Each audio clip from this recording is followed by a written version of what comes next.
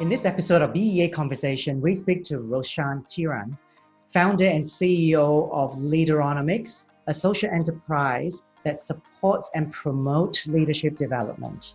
Roshan has extensive leadership experience in Asia, Europe, and the US with famous brands like Johnson & Johnson and Global Electrics.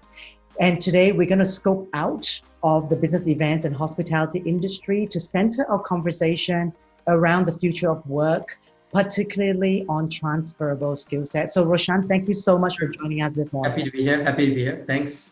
So I know that, the Q2 results are out and the global economy is not looking very story at the moment. And people are a little bit worried that there's going to be another wave of whether it's retrenchment or changes that they have to face. So with that in mind, what does the future of work look like? Yeah. So, and it's such a broad question, right? Because it's going to be different for different aspects and different people and different countries and so on and so forth. But generally speaking, I think, many say, this COVID thing has, created all kinds of issues. But actually what COVID, I think, these lockdowns, or depending on where you are and what situation is, it's really accelerated what was going to happen. And I akin it to like the situation we had many years ago, maybe 150 years ago, when cars just came out and people were using horses. And, everyone is like, I prefer a horse is better. Ultimately it's about transportation. It's the means. So, whether it's when we talk about Industry 4.0, which is the physical changes, which is autonomous robotics and so on, autonomous printing and autonomous driving and 3D printing and so on. That's the physical changes from industrial IR4. But there's also biological changes that happen, right? With genetics, with genome mapping, predictive medicine, and so on and so forth. And then the one that everyone talks about now, which has been accelerated, is the digital pieces, like blockchain, AI, and so on and so forth, right? But these three things are happening at the same time. They're intermorphed as IR4. And on top of that, we have all the issues that are permeating in the world, right? With different sort of governments coming in, we see the Trump administration and Johnson and Boris Johnson and so on and so forth. But I think ultimately the future is going to be defined by a number of things. I think people are still going to be the same. I mean, we are still going to want to have some form of work where we want to find satisfaction in doing stuff.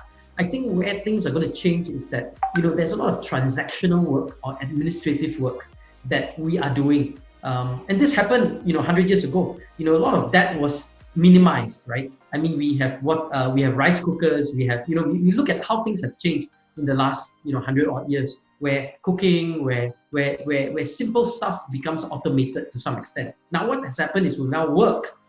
So before this was household chores and so on. Now work is robotics and so on is creeping into that space and saying, let me automate how you do your accounting. Let me automate HR.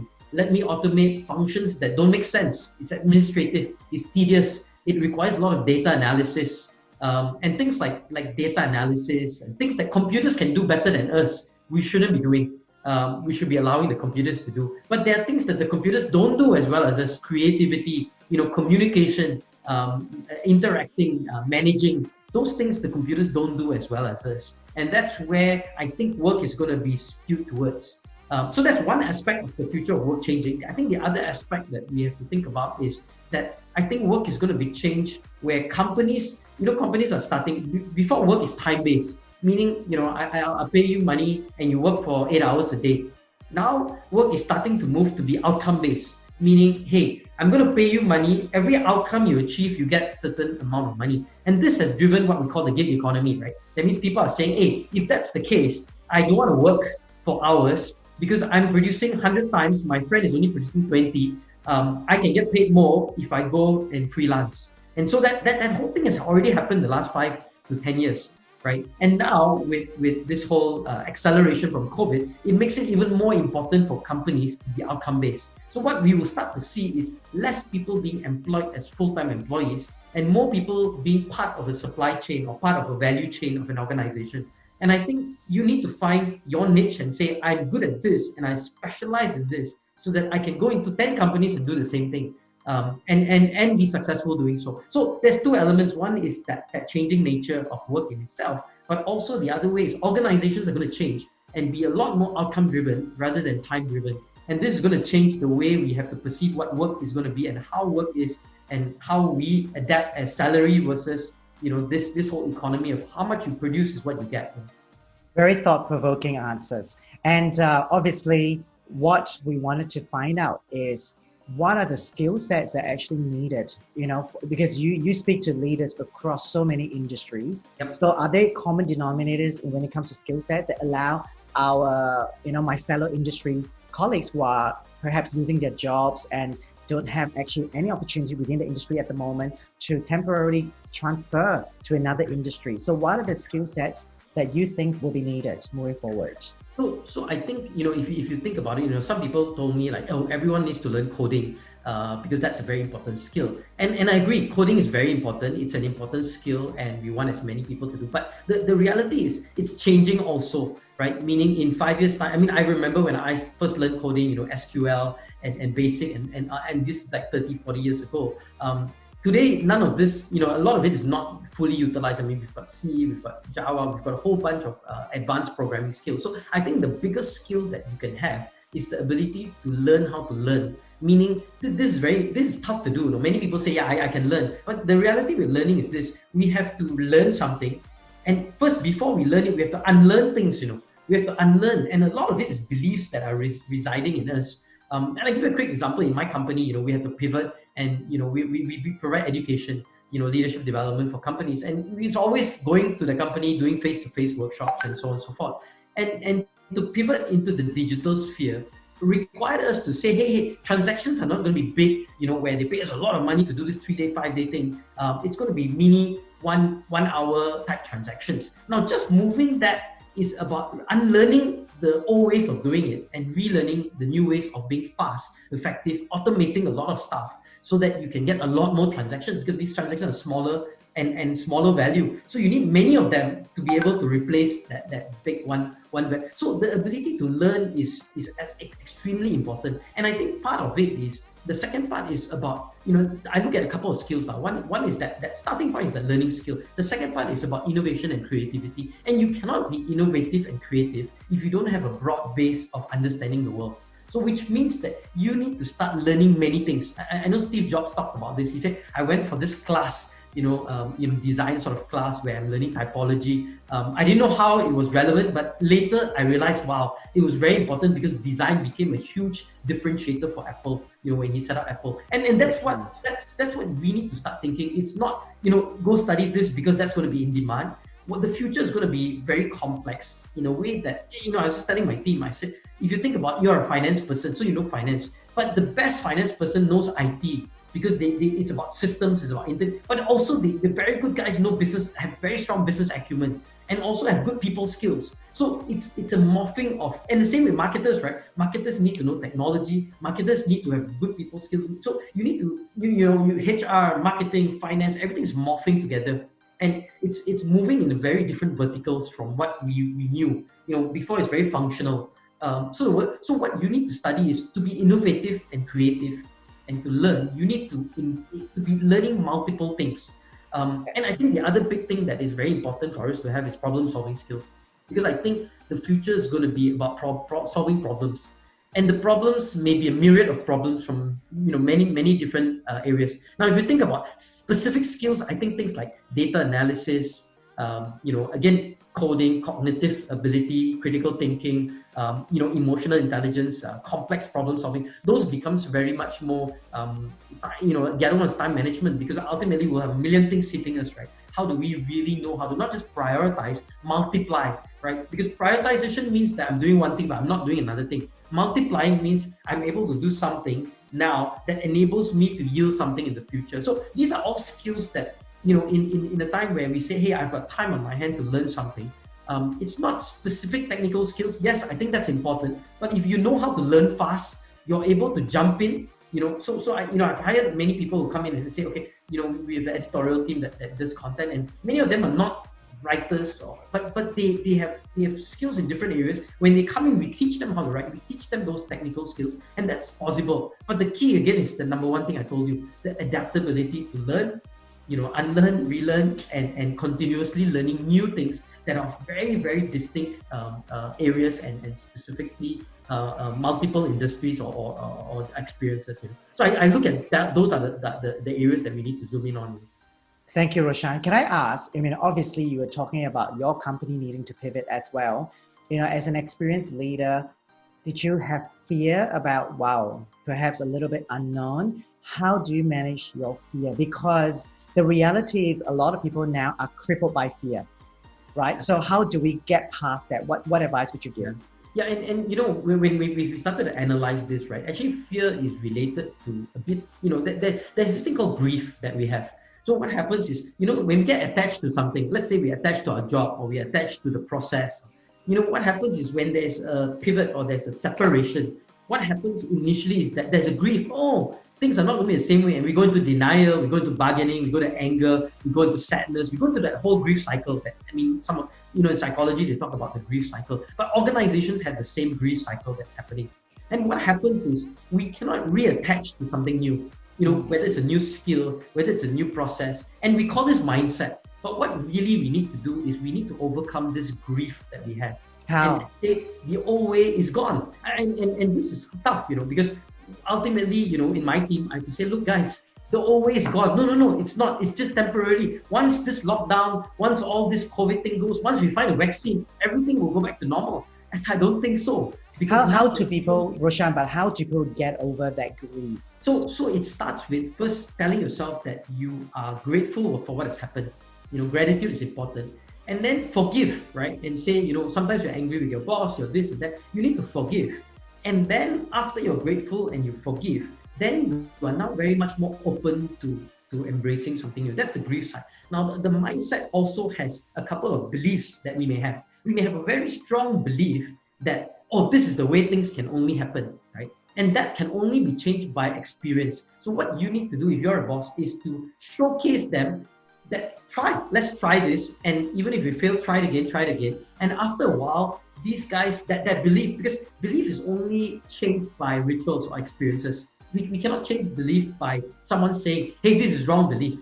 No, we will agree. But when the time comes, we still act that way. So it can only be changed by experience. So what you need to do is do it. You need to try it. It's like you're saying, hey, I can't do video interviews. It's not normal, this and that. But once you try it and you realize, and I've seen this with many of my friends, like, hey, no problem. I do this Zoom call and the interview, and it's quite easy. In fact, it's better because now I get to interview a lot more people from around the world. I don't have to wait for them. So, but this happens. That belief can only be changed if you start seeing others doing it. You see you yourself trying it. Great point. And that is something that we fail because we sit in a cocoon and we say, no, we can't. And it will never happen because we're not doing it. And when we do it and we realize, yes, it's tiresome and troublesome and painful, but after a while, just like anything, right? Any skill, after a while you learn it, you become good at it, you start using it much more, right? And to me, that those two things, the grief piece and the personal beliefs, need to be eradicated. And the only way is through doing it. Yeah, great point, Roshan. One of the things that I absolutely love about the business events and hospitality industry is we are all people, right? So we love service, we are able to anticipate really well, and we are just very highly organized people. So from there, I can already pick some of the transferable skill sets that if we were to go into another industry that we could apply. Mm-hmm. However, obviously, like you said, the grief process, we think about the good old days. And then when we go into an industry, it does take a few months of adjustment, perhaps. So what advice would you have when people are adjusting and wanting to make sure that their transferable skill set are appreciated? Yep. And, I always, and this is not just because of what's happening now, but across, for the last 30 years, I always kind of, I look at the science, right? And if you look at science, our learning curve is always like a curve that goes up and then it sort of plateaus, right? I mean, that's a typical learning curve. And that in engineering, they talk about that learning curve, right? Now, if you think about our life and say, this is our learning curve, even if we stay in a job for 1-2 years, we sort of plateau at some point in time, unless the job changes in nature. And so what happens is, if we keep doing this, we're doing same, we're actually at a plateau in our life and we're not growing. And, so for me, many times I tell people, if you're in a job where you're not learning, go find a new job. maybe inside your own company or maybe outside, right? But it doesn't matter. But because what happens is, now remember, when you start your new job, what's going to happen? You're going to struggle the first 6 months, and you're going to say, I wish I was back at my old job. I shouldn't have left, da, da, da. But past 6 months, 8 months, 10 months, you're like, oh, this is great. And then about 2 years in, you're like, you stop your learning curve, but you're very comfortable. Life is great, everything's great. But you know that you're not learning, and you know you have to move. But the comfort of staying back in that same job versus the pain of starting a new job and learning is there, and you play with this tension, right? And I tell say, look, if you want to be CEO of a company one day, if you want to do great things, if you want to make a dent in the universe, you need to keep doing this, and you need to have pay. And we do this in school. Your year 1, your year 2, your year 3. I mean, every year is going to be more challenging and more painful. And always the first 3-4 months of school is always painful because your teacher is new, you're learning new ways and so on, and then you get comfortable and then you move, right?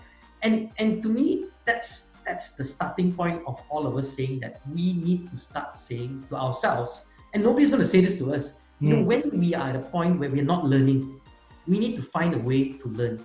And when you go into a new industry or a new place or a pivot, right, you can take a lot of things that you have and build on top of it. So if you think about it, right, you grew like this, and now you're plateaued. You don't go back from the start. You actually, from here, you move on. And then you move on and you move on. So your curve actually goes very high versus somebody else who goes this way and stays in the same job for 20 years, but the job doesn't change. Some people can stay in a job for 20 years, but the job keeps changing. They may be a head of an organization, but that job keeps changing every year and they're learning. And that's okay. I'm not asking you to change jobs. I'm saying is, when you think you're not learning, you need to make the curve go higher. And when you look back, you say, wow, and this is like a comfort zone, right? I'm very comfortable here. But you step out on the courage zone, we're not very comfortable. Then the zone, after a while, right, that courage zone becomes your comfort zone because you get good at it. Then it becomes bigger and bigger and bigger. And as time goes on, you become great, right? And to me, that's all I can say, because nobody can force anyone to want to take that move and take that lead. Yeah. But we must want to do it ourselves.